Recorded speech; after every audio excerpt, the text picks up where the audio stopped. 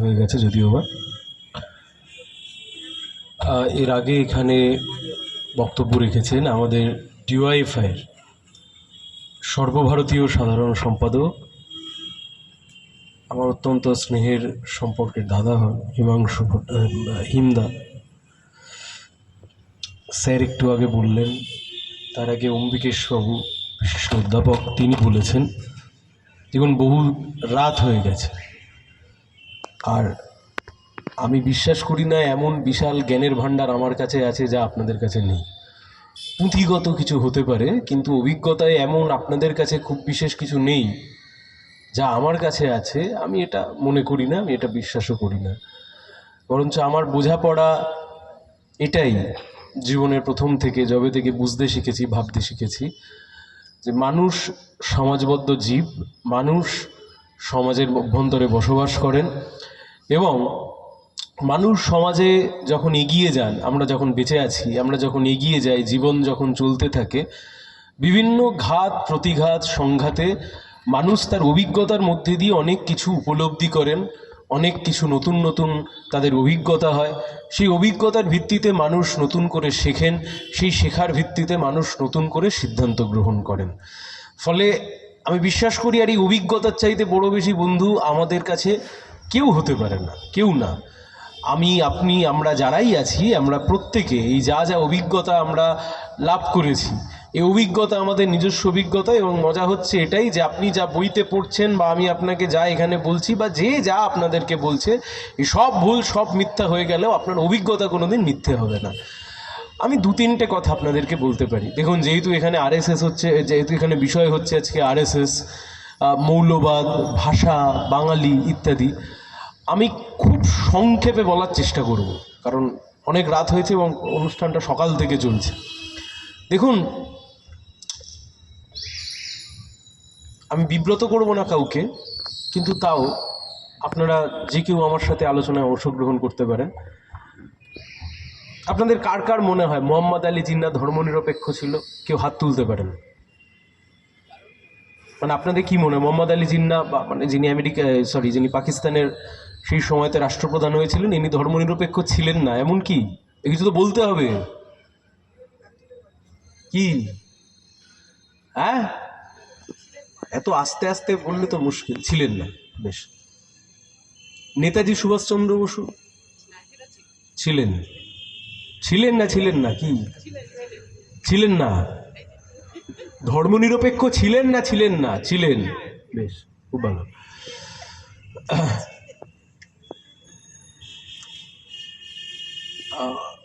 শ্যামাপ্রসাদ মুখার্জি ধর্মনিরপেক্ষ ছিলেন না? মানে ওনার একটা নির্দিষ্ট ভাবনা চিন্তা ছিল একটা ধর্মের প্রতি, এবং সেই ধর্মের প্রতি ভাবনা চিন্তা ছিল তা নয়, সেই ধর্মের সাথে রাষ্ট্র ব্যবস্থাকে মিশিয়ে দেওয়ার প্রতি তার একটা ভাবনা চিন্তা ছিল। দেখুন, মজা হচ্ছে এখানে, ভারতবর্ষে যতজন ধর্মনিরপেক্ষতার প্রবক্তা ছিলেন, মানে পরাধীন ভারতবর্ষে, ব্রিটিশ ভারতবর্ষে, আমাদের জ্ঞানের পরিধি একটু বাড়াতে হবে আস্তে আস্তে, তার মধ্যে অন্যতম ছিলেন মোহাম্মদ আলী জিন্নাহ। ভারতবর্ষকে ধর্মনিরপেক্ষ রাখতে হবে, তার ধর্মনিরপেক্ষ ক্যারেক্টার রাখতে হবে। মোহাম্মদ আলী জিন্নাহ যতজন সেই সময়তেই ধর্মনিরপেক্ষতার বাণী আওড়েছিলেন, তার মধ্যে অন্যতম ছিলেন মোহাম্মদ আলী জিন্নাহ, যিনি পরবর্তীকালে মুসলিম লীগ তৈরি করেন। এবং মুসলিম লীগ তৈরি হওয়ার পরে হিমদা বলছিল, এবং তার পরবর্তী সময়তে তার লাইন হয়ে যায় দ্বিজাতি তত্ত্বের ভিত্তিতে দেশভাগ করতে হবে। আপনি যদি পাকিস্তান যখন তৈরি হয়েছিল, আপনি যদি পাকিস্তানের সংবিধান খোলেন, আপনি সেখানেও দেখবেন যে একটা সেকুলার ক্রেডেন্সিয়াল রেখে দেওয়ার মনোভাব কিন্তু ওদের ছিল, কিন্তু রাখতে পারেনি। মানে বড় আলোচনার বিষয়, এখন কাউকে বিশ্বাস করানো আমার পক্ষে সম্ভবপর নয়। আপনি যদি দেখেন যে মোহাম্মদ আলী জিন্নাহ যে সময়তে পাকিস্তান স্বাধীন হচ্ছে, ভারত স্বাধীন হচ্ছে, আমাদের দেশ স্বাধীন হওয়ার একদিন আগে তারা স্বাধীনতা উদযাপন করেছেন, তিনি যখন বক্তৃতা দিচ্ছেন, তিনি সেই বক্তৃতায় বলছেন যে আমার দেশে হিন্দু মুসলিম সবাই সমান। কিন্তু মুশকিল হলো যে মোহাম্মদ আলী জিন্নাহ ক্ষমতায় যাওয়ার জন্য যে বিষয়টাকে ব্যবহার করে উনি ক্ষমতায় গেলেন, তারপরে উনি যা বললেন এই দুইয়ের মধ্যে আর কোনো মিল রইল না। ঠিক অন্যদিকে আপনি যদি দেখেন বাংলাদেশ জনগণতান্ত্রিক ধর্মনিরপেক্ষ বাংলাদেশ 1971 সালের পরে, আজকের দিনে কি আর ধর্মনিরপেক্ষতা আপনি খুঁজে পাবেন? আপনি আজকের দিনে ধর্মনিরপেক্ষতা খুঁজে পাবেন না। ঠিক একই রকমভাবে ভারতবর্ষ যখন স্বাধীনতা লাভ করে এবং স্বাধীনতা লাভের পর থেকে 1950 সালের যখন সংবিধান সভায় আমাদের সংবিধান গৃহীত হচ্ছে, সেই সময়তে যতগুলো আলোচনা হয়েছে যে ভারতবর্ষের ভবিষ্যৎ কি হবে, এই ভবিষ্যতে আমি যেহেতু অনেক রাত হয়ে গেছে আমি কেবলমাত্র একজন ব্যক্তির নাম বলতে পারি। সেই সময়তে অন্যতম একজন স্কলার ব্যক্তি ছিলেন, ভদ্রলোক কংগ্রেসের সাথে যুক্ত ছিলেন, পরবর্তীকালে আমাদের পার্লামেন্টের সদস্য হয়েছিলেন বিহার থেকে, তার নাম হচ্ছেন নাজমুল হোসেন। তিনি যখন সংবিধান সভায় বক্তৃতা করছেন, তিনি সংবিধান সভায় বক্তৃতা করতে উঠে বলছেন যে ভারতবর্ষের সংবিধান ভবিষ্যতে কি হবে তা নিয়ে যখন ড্রাফট আলোচনা চলছে, সেখানে একটা সংশোধনীতে বলা ছিল যে ভারতবর্ষে ধর্ম প্রচার করবার জন্য অধিকার দেওয়া থাকবে। এবং তিনি একজন মুসলিম ভদ্রলোক, তিনি বলতে উঠে তিনি বলছেন যে কোন কারণে ধর্মের প্রচার প্রয়োজন। তার কারণ ধর্মের সাথে আপনি যাকে বিশ্বাস করেন, আপনি যা ধর্ম পালন করেন, আত্মাশুদ্ধির জন্য আপনি যে ধর্মকে বিশ্বাস করেন, আপনার যিনি বিশ্বাস দেবতা বা দেবী, আপনি যাকে বিশ্বাস করেন, আর আপনার সাথে that is a private relationship, অর্থাৎ এটা হচ্ছে একটা ব্যক্তিগত সম্পর্ক। তাহলে যার সাথে যার ব্যক্তিগত সম্পর্ক আছে, সেই ব্যক্তিগত সম্পর্ককে প্রচার করবার জন্য কিসের জন্য কেন ধর্মের প্রচারের অধিকার লাগবে, আর তার চাইতে বড় কথা রাষ্ট্রের এখানে ভূমিকা কি হবে, সেই থেকে শুরু হলো ভারতবর্ষের যে ব্যাকবোন, সেই ব্যাকবোন হচ্ছে secularism. What is secularism? Secularism মানে কি? নাস্তিকতা না। সেকুলার ক্যারেক্টারিস্টিক্স মানে কি? ধর্মনিরপেক্ষ মানে কি? এই যে দেখবেন মাঝে মাঝে কিছু লোকজন এসে ভুরু বেঁকিয়ে আমাদেরকে বলে, এই তোরা তো ধর্মনিরপেক্ষ। ধর্মনিরপেক্ষ মানে কি? আপনি নাস্তিক? না, ধর্মনিরপেক্ষ মানে নাস্তিকতা নয়। ধর্মনিরপেক্ষ মানে হচ্ছে আপনি ধর্মে বিশ্বাস করেন, আপনার ধর্ম আছে, কিন্তু আপনি যে রাষ্ট্রের বাসিন্দা বা আপনি যে রাষ্ট্রের নাগরিক, রাষ্ট্রের কোনো নিজস্ব ধর্ম নেই, কিন্তু আপনার ধর্ম আছে। আপনি প্রধানমন্ত্রী হতে পারেন, মুখ্যমন্ত্রী হতে পারেন, রাষ্ট্রপতি হতে পারেন, যা খুশি হতে পারেন, আপনার ব্যক্তিগত ধর্মীয় আচার আচরণ সবই হয়তো থাকতে পারে, কিন্তু রাষ্ট্রের কোনো ব্যক্তিগত ধর্মের জায়গা থাকবে না। গোটা এশিয়া উপমহাদেশে এই লাইনের বাইরে যে যে দেশ বেরিয়েছে সবাই মুখ থুবড়ে পড়েছে। আপনি পাশে পাকিস্তানকে তাকান, চায়না এসব আলোচনার মধ্যে কোনোদিনই খুব একটা ঢোকেনি। আপনি বাংলাদেশের দিকে তাকান, কিছুটা আফগানিস্তানের দিকে তাকান, আপনি সব দেখতে পাবেন যে ধর্মর সাথে রাষ্ট্র ব্যবস্থা যেখানে যেখানে গুলিয়ে গেছে, আজ নয়তো কাল সে দেশ মুখ থুবড়ে পড়েছে। এই যে শেষ বাংলাদেশের নির্বাচন হলো, আপনি দেখুন কি অদ্ভুতভাবে, এই যে আমরা মাঝে মাঝে হাউতাশ করি, মানুষ কি করছে, মানুষ একে ভোট দিয়ে দিচ্ছে, মানুষ ওকে ভোট দিয়ে দিচ্ছে, তো স্বাভাবিক বিষয়। আপনি প্রেমপত্র প্রেমিকাকে দিয়েছেন, প্রেমিকা পিছন ফিরে তাকায়নি, প্রেমিকা খারাপ হয়ে গেছে, এই তো। মানে আমার কম বয়স, আমি মানে সহজ ভাষায় বলছি, এই তো কথা। কিন্তু তা তো নয়। যখন বাংলাদেশের নির্বাচন হচ্ছে, বাংলাদেশের নির্বাচনের সময়তে গোটা বিশ্বের মানুষ মোটামুটি ভেবে নিল যে এই জুলাই আগস্টের আন্দোলন করে যারা ভারত বিরোধিতা, উপমহাদেশের মধ্যে ভারতকে নিয়ে ভয়ঙ্কর ঘৃণা বিদ্বেষ, সে দেশের সংখ্যালঘু হিন্দুদের ওপর আক্রমণ নামিয়ে নিয়ে আসলো, এই শক্তিই হয়তো জিতে যাবে। এক কথায় বলতে গেলে জামাত জিতে যাবে, এ তো সামগ্রিক ভাবনা তৈরি হয়ে গেছিল। শেষ অবধি দেখা গেল না, জামাত জিতলো না, কিন্তু তুলনামূলক কম একজন একটু সাম্প্রদায়িক শক্তি তারা জিতলো। অর্থাৎ মানুষ তার যে অভিজ্ঞতা, সেই অভিজ্ঞতার মধ্যে দিয়ে কিন্তু ভোটটা দিলেন। একটা বড় অংশ মানুষ ভোট দিতে গেলেন না, সেটা আলাদা বিষয়। আমি আপনাদেরকে কেন এতগুলো কথা বলছি?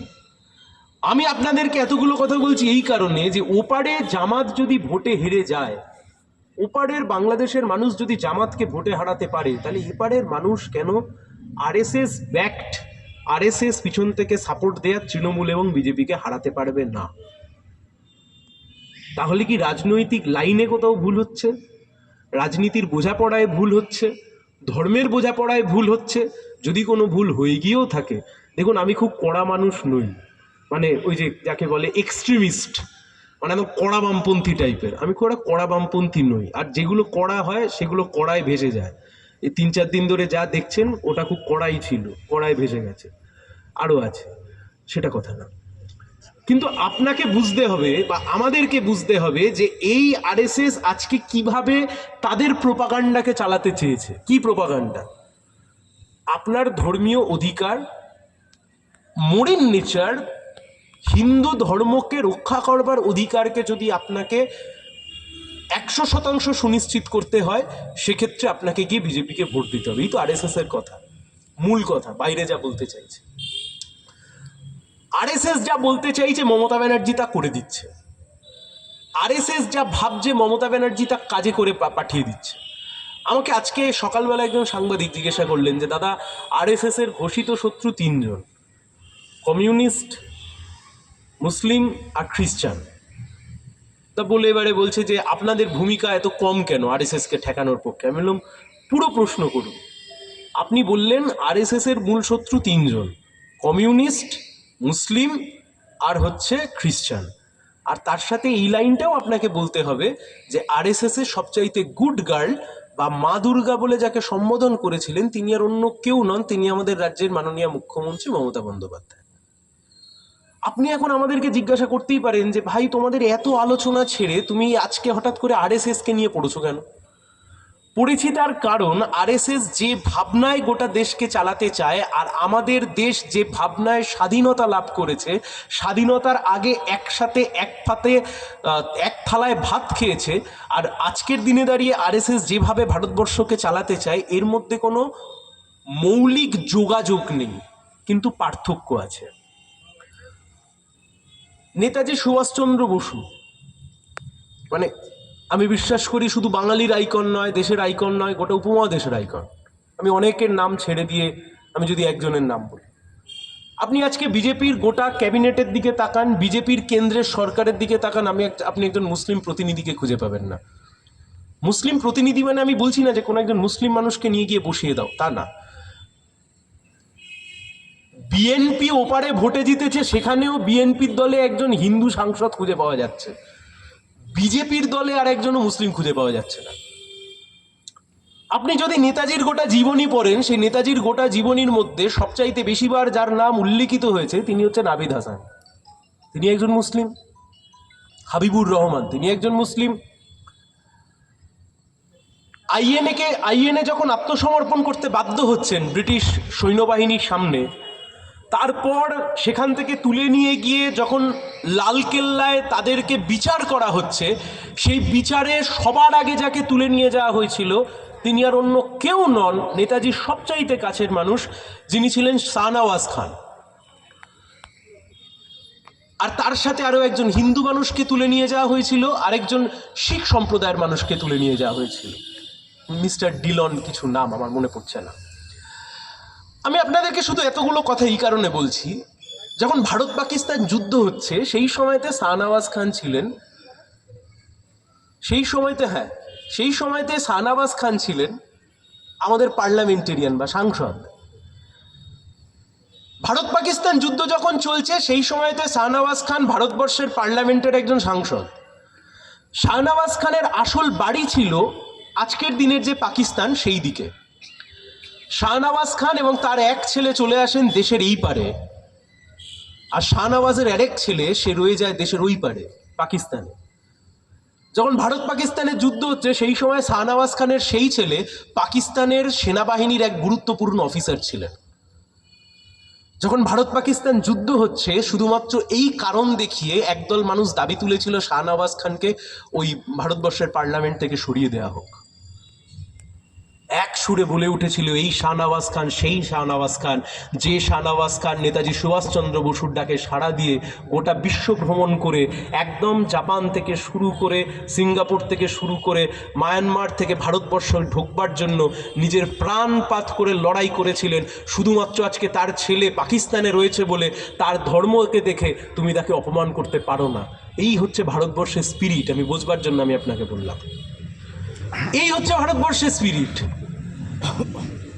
ইংরেজরা যখন আমাদের দেশ শাসন করছে সেই সময়তে চার্চিল ইংল্যান্ডে বসে বলছেন যে ভারতবর্ষ কোনো দেশ হতেই পারে না। তা তাকে একজন সাংবাদিক জিজ্ঞেস করছে কেন, বলছে ডিউ টু ল্যাক অফ কমননেস। বাংলায় কি বলে, মানে কারুর মধ্যে কোনো কিছু কমন নেই, কারুর মধ্যে কোনো কিছু, কমনকে বাংলায় কি বলে, মানে সাধারণ সাধারণ কিছু নেই, মানে কারুর মধ্যে কিছু মিল নেই। বলছে কি মিল নেই? বলছে সবার ভাষা আলাদা, খাদ্য অভ্যাস আলাদা, ধর্ম আলাদা, জাতি আলাদা। এই এত কিছু আলাদা নিয়ে একটা দেশ হতে পারে নাকি?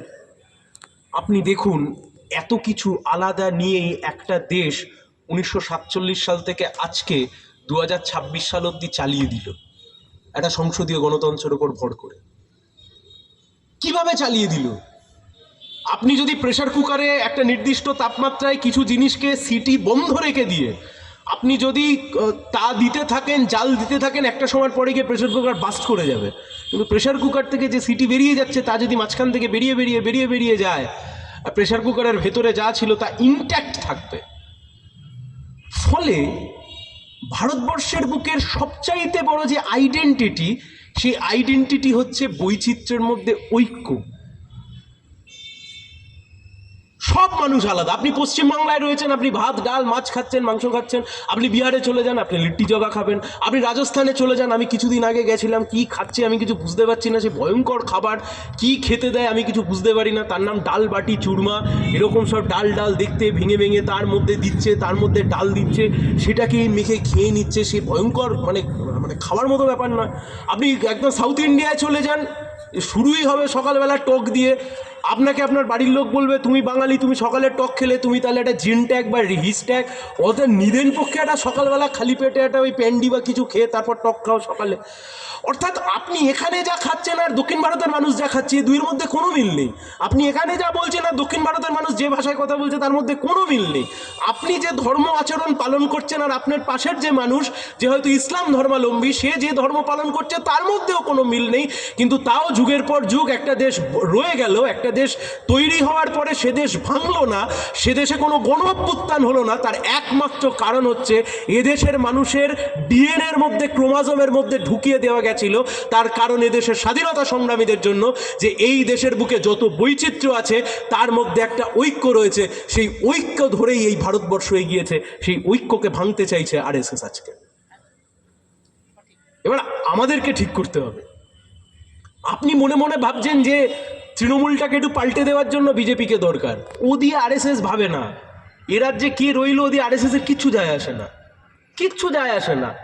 আপনি মনে মনে ভাবছেন বিজেপিটাকে একটু টুক করে নিয়ে এসে পট করে পরের দিন পাল্টে দিয়ে আবার পাশের লাল ঝান্ডাটাকে হয়তো একটু টুক করে তুলে দেবো, সেগুড়ে বালি। আপনার এই ভাবনার আরএসএস এর ভাবনার মধ্যে আকাশ পাতাল তফাৎ, সম্পূর্ণ আকাশ পাতাল তফাৎ। ভয়ঙ্কর রকমের বাঙালি বিদ্বেষী দল, ভয়ঙ্কর রকমের। আপনি ভালো করে কথা বলবেন, মানে আমি মানে এই নতুন যে বিজেপি হয়েছে আমি এদের কথা বলছি না, যারা কোর আরএসএস বা অন্য রাজ্যে আপনাদের যদি কোনো বন্ধু থেকে থাকে যারা আরএসএস করে, আপনি তাদের সাথে কথা বলবেন, কথা বলে আপনি বোঝবার চেষ্টা করবেন। দেখবেন আপনি যেভাবে সমাজকে দেখেন, আপনি যেভাবে পশ্চিমবাংলাকে দেখেন, আপনি যেভাবে পশ্চিমবাংলার মানুষকে দেখেন আর তারা যেভাবে সমাজকে দেখে, তার মধ্যে আকাশ আর পাতাল তফাৎ। এসআইআর, এনআরসি, টার্গেট কি? যে এক অংশের মানুষকে তুমি সেকেন্ড ক্লাস সিটিজেনে পরিণত করে দাও। সেকেন্ড ক্লাস সিটিজেন মুসলিম দিয়ে শুরু হয়েছিল, এখন দেখা যাচ্ছে 28 তারিখের পর বোঝা যাবে যে যা গেছে তো গেছে, সবচাইতে বেশি যাবে মতুয়া, উদ্বাস্তু হিন্দু। ফলে এই দেশের শান্তি, এই দেশের শৃঙ্খলা, এই দেশের সংবিধানের বোঝাপড়া, এই দেশে আমাদের যারা রক্ত দিয়েছেন, যারা ঘাম ঝরিয়েছেন স্বাধীনতার জন্য, তাদের যে মূল ভাবনা, সেই ভাবনাকে যদি বাঁচিয়ে রাখতে হয় তাহলে বোঝাপড়া থেকে সরে আসা চলবে না। আপনি ভালোভাবে দেখুন, আমি যে কথা বলে শেষ করব, মানে যেহেতু আগে অনেকগুলো খুব গুরুগম্ভীর কথা হয়েছে, আমি তো একটু অন্য দিক দিয়ে বলার চেষ্টা করছি। আপনি দেখবেন হঠাৎ করে শেষ 10 বছর ধরে দেখবেন বিজেপি একটা তালগোল পাকিয়ে বলার চেষ্টা শুরু করে দিল যে স্বাধীনতা সংগ্রামে সাভারকারের ভূমিকা। প্রোপাগান্ডা কেমন হয় আমার বিশ্বাস, তো হিমদা তো নিশ্চয়ই গেছে, এখানে আপনারা আরও যারা গেছেন, আপনি যদি আন্দামানে যান এবং সারাদিন ধরে আপনি আন্দামান ঘোরবার পরে আপনি যদি আন্দামান সেলুলার জেলে যান, আপনি সেলুলার জেলে গিয়ে আপনি তো বেরিয়ে এসে একবার অন্তত সাভারকারের পায়ে নমস্কার করবেন। কারণ আপনাকে বোঝানো হবে, সেটা আপনাকে বোঝানো হচ্ছে সেটা। যেই হচ্ছে একমাত্র বীর সাভারকার, যে সাভারকার ইংরেজদের বিরুদ্ধে লড়াই করেছে, লড়াই করে ইত্যাদি ইত্যাদি করেছে। এই সাভারকারের আমরা অনুরাগী, এই সাভারকারের ভাবনাকে আমরা এগিয়ে নিয়ে যাচ্ছি। এই হচ্ছে প্রোপাগান্ডা। অথচ এই প্রোপাগান্ডার ফানুস সেখানেই ফুটো হয়ে যায় যেখান থেকে বোঝা যায় যে সেই সাভারকারই ব্রিটিশদের কাছে মুচলেখা দিয়ে বলেছিলেন, আমি আর তোমার কাছে কোনো দিন লড়াই করব না, তোমার বিরুদ্ধে অস্ত্র তুলব না, তুমি খালি আমাকে একবার জেল থেকে ছাড়া দিয়ে দাও। অথচ অন্যদিকে আপনি দেখুন নেতাজি সুভাষচন্দ্র বসু, ভগৎ সিং, আপনি অন্যদিকে তাকিয়ে দেখুন আমাদের দেশের বীর সেই সময় যারা বিপ্লবী ছিলেন, নিজের জীবন পাত করে দিয়ে প্রাণ দিয়ে দিয়ে লড়াই করে গেলেন। অনেকে আমাদেরকে জিজ্ঞাসা করেন যে তোমরা বামপন্থীরা তোমাদের এত দরদ কেন গান্ধীজির প্রতি? এই আরএসএস এর প্রশ্নেই খুব পরিষ্কার কথা। বামপন্থীদের ভাবনা চিন্তা পরিষ্কার থাকতে হবে তো আমাদের এই জায়গায়। অনেকে আমাদেরকে জিজ্ঞাসা করেন যে তোমাদের এত গান্ধীপ্রীতি কবে থেকে হলো, তোমরা একটা বামপন্থী লোকজন। আমাদের কথা খুব স্পষ্ট এবং খুব পরিষ্কার। দেখুন, আপনি গড়িয়া স্টেশনে এখন যাবেন, এখন আপনি অটোয়ে যাবেন, টোটোয়ে যাবেন, না হেঁটে যাবেন, না বাইকে যাবেন, এটা আপনার বিষয়, কিন্তু আপনি গড়িয়া স্টেশন যাবেন। কিন্তু যে গড়িয়া স্টেশনে না গিয়ে সোজা হাঁটতে হাঁটতে বোড়ালে শ্মশানে প্রায় হাঁটতে হাঁটতে চুল্লির মধ্যে ঢুকে যেতে চায়, এই দুই তো সমান হতে পারে না। স্বাধীনতা সংগ্রামে যারা লড়াই করেছে, যারা ব্রিটিশের বিরুদ্ধে ছিল, তার দুটো গোষ্ঠী, চরমপন্থী আর নরমপন্থী। এত দূর অবধি যদি বিতর্ক হয়, আমরা বলবো আমরা চরমপন্থীদের পক্ষে। যারা নরমপন্থী ছিলেন তারা অন্যভাবে দেশে স্বাধীনতা আসবে ভেবেছিলেন। কিন্তু এই বিতর্ক যদি ঘুরে গিয়ে এখানে চলে যায় যে নাথুরাম না ক্ষুদিরাম, গান্ধী না গডসে, একবার নয় 1000 বার এই কনভিকশনের সাথে, এই বিশ্বাসের সাথে, এই প্রত্যয়ের সাথে বলতে হবে। যে ঝান্ডা নিয়ে এখানে আজকে আপনারা এই কর্মসূচি পালন করেছেন, যে বামপন্থায় আপনারা বিশ্বাস করেন, এবং আমাদের যারা পূর্বসূরি, যারা ব্রিটিশের বিরুদ্ধে লড়াই করেছেন, যারা আজকে সংবিধানকে বাঁচানোর জন্য লড়াই করছেন, একবারের জন্য না ভেবে বলতে হবে। আপনি যতবার জিজ্ঞেস করবেন যে তুমি ক্ষুদিরাম না তুমি নাথুরামের পক্ষে, জীবনের শেষ নিঃশ্বাস অবধি ততবার উচ্চারিত হবে আমরা ক্ষুদিরামের পক্ষে, ক্ষুদিরামের পক্ষে, ক্ষুদিরামের পক্ষে। যারা দেশের জন্য প্রাণ দিয়েছে, দেশের একতার জন্য প্রাণ দিয়েছে, এ দেশকে বাঁচানোর জন্য প্রাণ দিয়েছে, এ দেশের সংবিধানের জন্য প্রাণ দিয়েছে, এ দেশের সমস্ত মানুষকে এক ছাতার তলায় নিয়ে এসে যারা ভারতবর্ষকে এগিয়ে নিয়ে যাওয়ার জন্য প্রাণ দিয়েছে, আমরা তাদের পক্ষে। আর যারা প্রতিদিন ধর্মীয় মৌলবাদের নামে আমাকে আপনাকে সব জায়গা থেকে ভাঙতে চাইছে, আলাদা করতে চাইছে, সবার মধ্যে ডিভিশন করে দিতে চাইছে, আইডেন্টিটি পলিটিক্সের মধ্যে দিয়ে সবাইকে আলাদা করে দাও, আমরা তার বিপক্ষে। এই বোঝাপড়ায় যেন আমাদের কখনো কোনোদিনও না কোনো ঘাটতি থাকে। তার কারণ আজকের দিনের যে রাজনীতির পরিস্থিতি তৈরি হয়েছে, সেই রাজনীতির পরিস্থিতিতে সবাই গুলিয়ে দেওয়ার চেষ্টা করবে, কিন্তু ভাবনায় যদি একদম স্বচ্ছতা থাকে, তাহলে যে যাই করুক এই গোলানোর ক্ষমতা কারোর থাকবে না। আমি সবাইকে অত্যন্ত অভিনন্দন জানাচ্ছি। আজকে সকাল থেকে আপনারা এত সুন্দর একটা অনুষ্ঠান এখানে করেছেন, কর্মসূচি সাফল্য কামনা করেছেন সবাই, আপনাদের কর্মসূচি সফল হয়েছে। আমি সবাইকে অভিনন্দন এবং শুভরাত্রি জানাচ্ছি। সবাই ভালো থাকবেন।